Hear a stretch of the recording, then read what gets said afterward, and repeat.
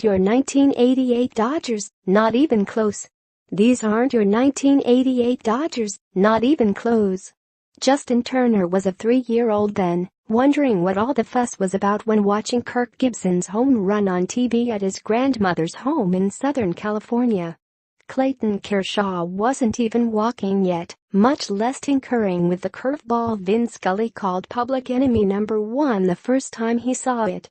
This is not 1988 baseball either, which is the biggest reason the Los Angeles Dodgers are in the World Series for the first time in 29 years. There's a lot to celebrate for a franchise that hasn't had much to celebrate over the last 3 decades. The Dodgers used a heavy emphasis on analytics and a cutting-edge approach to how players play and how pitchers pitch to finally get over the hump. About the only bittersweet moment is that Scully, who retired last season, will not be in the booth above home plate at Dodger Stadium calling the game Tuesday night. At least he's not scheduled to be, though wouldn't it be great to ask the 89-year-old to sit in for, say, an inning for old time's sake? In case you've forgotten, or were too young, this was how Scully described Gibson's iconic home run to win Game 1 in 1988. "She is gone," Scully said before pausing for a minute or so to let the roaring crowd tell the story. In a year that has been so improbable, the impossible has happened. Before the Dodgers came to bat in the fateful 9th that night, Dodgers pitcher Orel Hershiser watched Gibson get mad in the clubhouse as he heard Scully and fellow broadcaster Joe Garagiola talk about how Gibson was not in the dugout and that his legs were so bad there seemed no chance he would make an appearance in the game.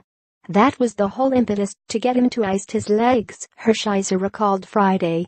He was really mad.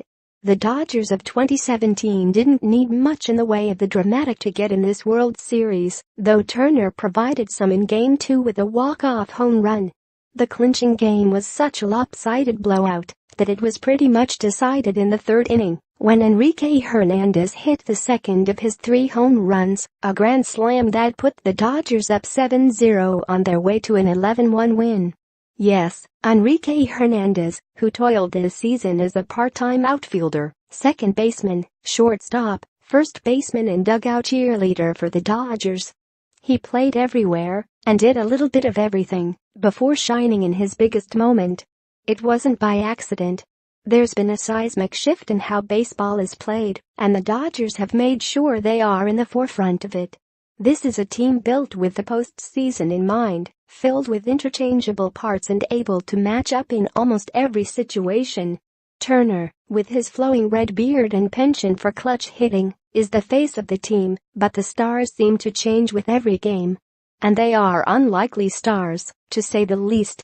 Chris Taylor wasn't even on the roster when the Dodgers broke camp in spring training, only to emerge as a feared power hitter equally comfortable in center field or at shortstop and the co-MVP of the League Championship Series.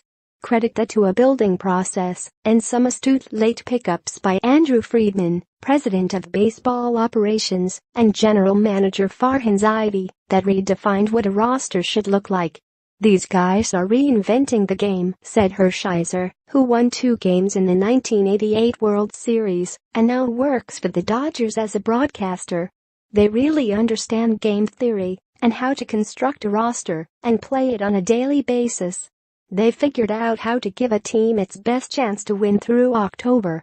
That best chance got even better with the 5-game League Championship Series win that upped the Dodgers' postseason record to 7-1. The Dodgers are dominating in the postseason like they dominated much of the regular season, and with home field advantage will be favored against either the Yankees or the Astros.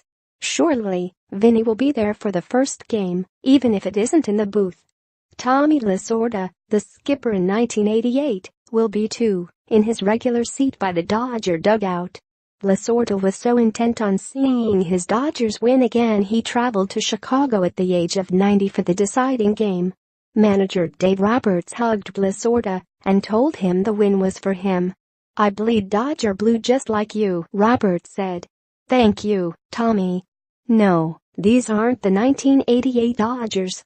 Thankfully, though, at least one thing hasn't changed in 29 years. Tim Dahlberg is a national sports columnist for the Associated Press.